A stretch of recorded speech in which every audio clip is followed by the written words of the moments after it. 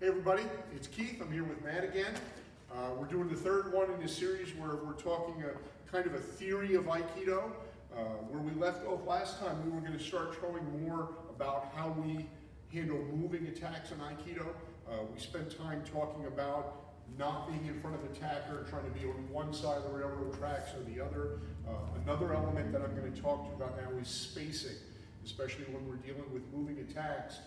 We have a term in Aikido, my eye, which is basically distance. And everybody's perception of distancing is a little different. But if Matt and I each hold out a hand, this is space that he can't quite reach me to attack me. He's going to have to progress forward to throw an attack at me. And it doesn't matter whether it's a grab, whether it's a strike, he's got to move forward. And depending on the school, our particular school has always worked with the idea of responding to an attack, because an attacker's probably not going to tell you they're going to attack beforehand. They'd rather surprise you. But a lot of schools will see a situation and think to step into it and make somebody attack before they're ready. Like if Matt was getting ready to come up and grab me, he can grab me like that. If I have a sense right before the attack that he might grab me, what I could end up doing is, right when I think he's gonna grab me, I can come in and make him grab before he's ready. I can entice him to move when I want him to move. So a lot of schools will work with that premise. We work generally on the premise that we're probably gonna be surprised by an attacker. So if Matt's gonna come to grab me, I'm already looking at what side of his body I'm closest to. I'm closest to this side of his body.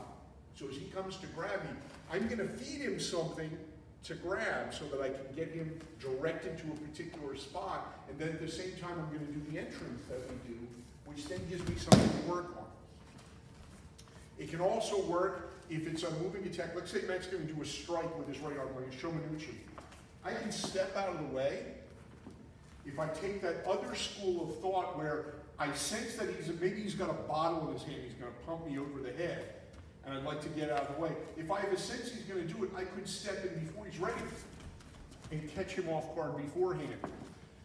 If I'm closer to the other side where he's coming across the body, same thing, he's beginning, I can catch it early. If you give me a show and I'm going to let him attack me, I can step out of the way and use that momentum to lead him. If I go to the other side, what would be the inside, I get different things to work with. So a lot of it's tied up in the distancing. If I see an attacker coming and he's way beyond my eye, then I'm not going to try to cut it down. I'm going to let him come to me and wait till the last second and then move out of the way. So I get his momentum coming toward me, I get something to work with. We take that momentum and we'll just do, I lied, we're going to do one takedown. We'll just do something simple. He's going to come with a shomanuchi, I'm going to parry in, I'm going to use that momentum, and just lead him around for a basic technique that we do. We do Iramanagi.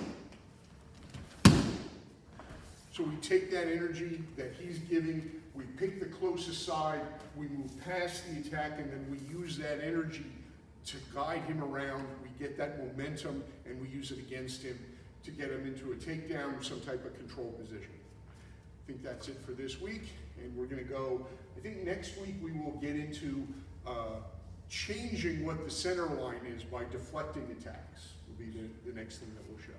That's it for this week.